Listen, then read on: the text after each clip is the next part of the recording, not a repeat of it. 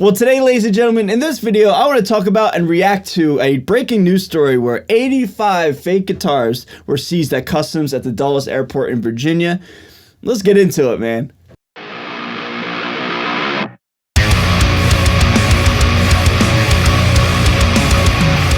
Before we get into this news story, man, I gotta say, if you're brand new to my channel, be sure to hit that subscribe button. We are about 100 subscribers from 40,000 at the time of this filming. That's insane. Thank you so much. If you want to help out, if you want to join my friends and family here on my channel, it would mean the world to me. And thank you so much for subscribing in advance, and enjoy the video. So what is going on, everybody? Thank you so much for joining me for today's video. My name is Ray. I'm a guitar player here on YouTube, and I want to do this video because this was sent to me by several of you. First off, thank you so much. I want to do this video because, one, it's educational and it allows people to you know, keep their eye out for fake guitars. But two, man, when you see these guitars, at least when I saw these guitars that were fake, I was like, damn, they did a great job, man. If you're not paying attention, you know, you would probably think that some of these were real. Okay, up on your screen right now, this news story comes from W Top News. I believe that's how you say this name. So anyway, sour note: 85 counterfeit guitars seized during customs bust at Dulles. Now, this is the picture of all the guitars, presumably, or at least all the main guitars.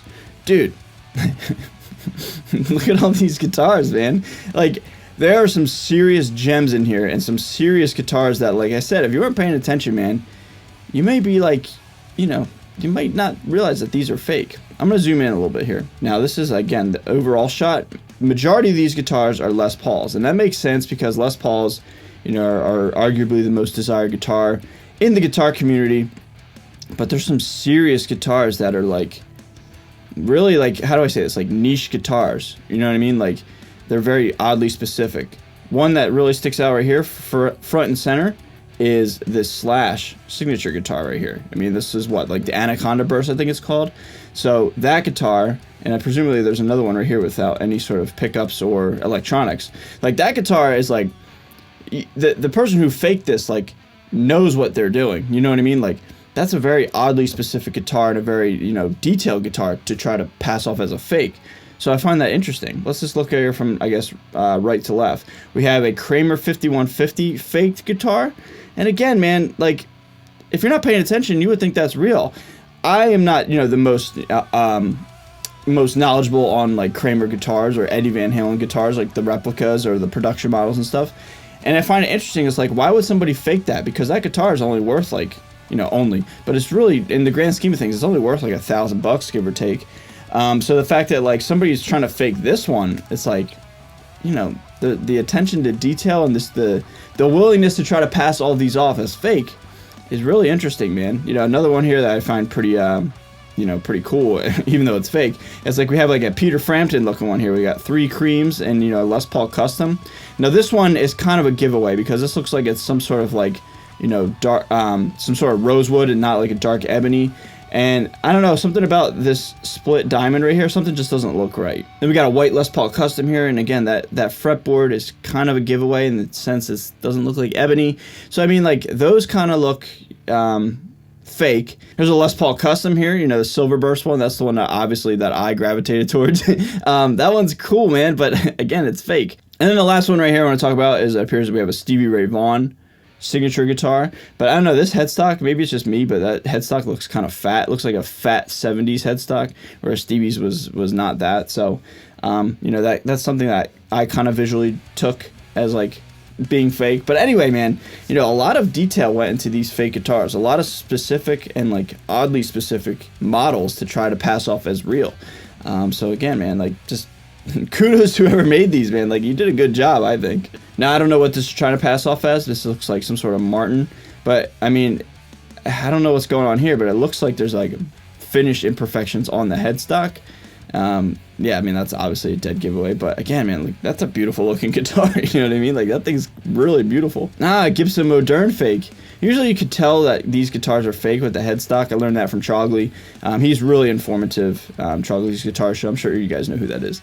But usually the telltale of what something is fake lies within the headstock. So that's just something to keep in mind. Now, these look fake because of the headstock, because these don't look like mother of pearl. These look like they're just, like, printed on headstock labels.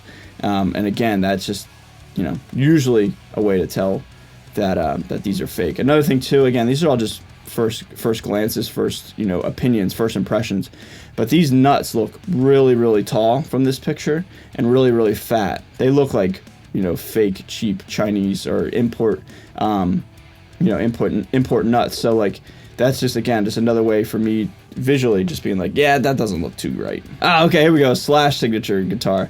Again, that doesn't look right. That looks painted on. That doesn't look mother of pearl.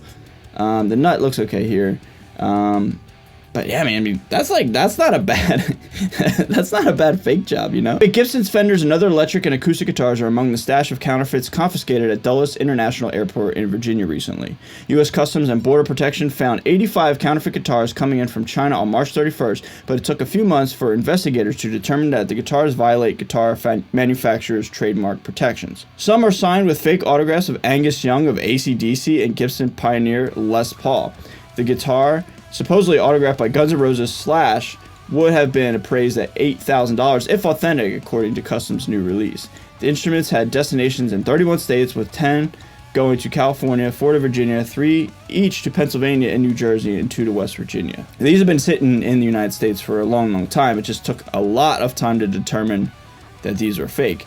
And so, like, my first initial thought with this was, like, I thought they came in, you know, like 2 days ago or whatever, and like they're all fake. They all just determined. I was gonna say, like, you know, to know when a guitar is fake and when it's real, you got to know what you're doing, man. You got to know what you're looking for.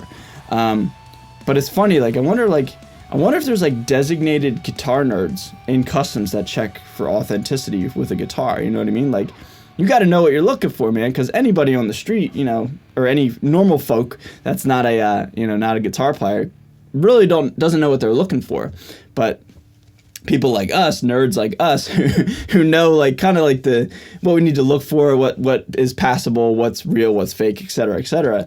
We know, but I wonder if people in Customs are that knowledgeable, and I guess obviously they are, because they're able to determine that these are real and fake. So I find that interesting. Like, I wonder if there's like a dedicated guitar authenticating Customs team, you know what I mean? I think that would be kind of a cool job to have. All right, and real quick, here's just one more article talking about the same exact news story. But one thing that's interesting here is 72 counterfeit Gibson guitar models were recovered out of the 85.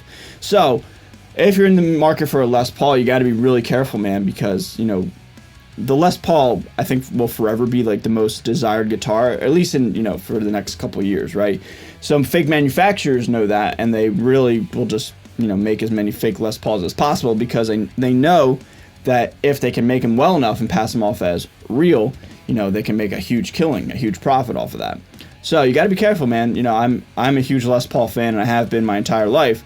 And every time I buy one, I have to really, like, especially, well, every time I buy one used, I have to really just make sure that, like, I trust my gut and I trust all the resources, and I ask some of my more knowledgeable friends in the industry, in the hobby, what do they think, because you got to be careful, man. You know, these again, first glance, you would think that these were real, and you know, I certainly would.